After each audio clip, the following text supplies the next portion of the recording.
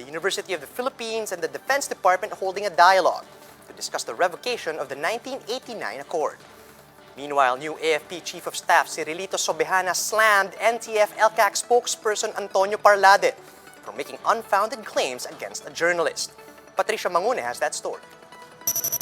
Nearly 3 weeks after the termination of the 1989 UP-DND Accord, Defense Secretary Delfin Lorenzana and UP President Danilo Concepcion held a dialogue in Quezon City, facilitated by the Commission on Higher Education. This was just the first in a series of meetings the two parties will hold to discuss their way forward.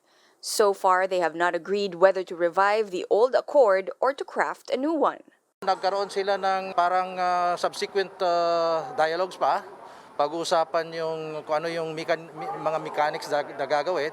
So, para naka-hold muna yung I don't know if that was the right. Patuloy pa sir yung discussion. So the discussion will continue.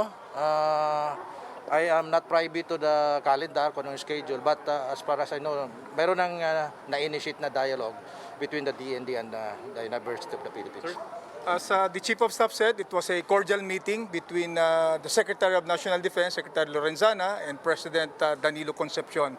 Sa pag-uusap na yon, nagkaroon sila ng pagkakataon na magkaroon ng paliwanagan, ng discussion, and pinag-usapan nila yung way forward. Way forward. And that way forward is patuloy na pag-uusap or engagement para makita kung ano pa ang pwedeng ma-develop, after that initial engagement. So initial pa lang yon at magkakaroon ng susunod na pag-uusap. At importante, nagkaroon sila ng pagkakataon na magkita, magkaharap, magkausap at magkaroon ng palitan ng puro-puro hinggil doon sa nangyaring abrogation. Newly installed AFP Chief Lieutenant General Cirilito Sobejana said the AFP could hold similar talks with other educational institutions as well. He added that under his term, the armed forces will put a premium on obeying the rule of law and respecting human rights.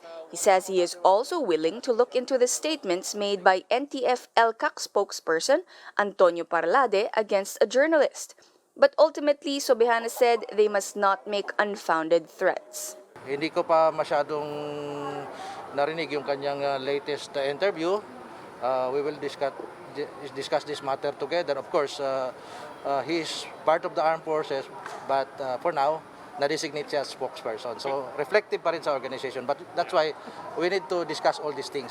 In a Facebook post, Parlade recently criticized a journalist from Inquirer.net, calling her a propagandist and accusing her of aiding terrorists by spreading lies for publishing a story on the Supreme Court petition of two Aitas where they complained of alleged torture by the military. The Justice and Court Reporters Association, in their statement, said Parlade unduly red-tagged the journalist and in effect put all of them in harm's way for simply doing their job, which is covering the justice beat. The group has also demanded an apology from Parlade.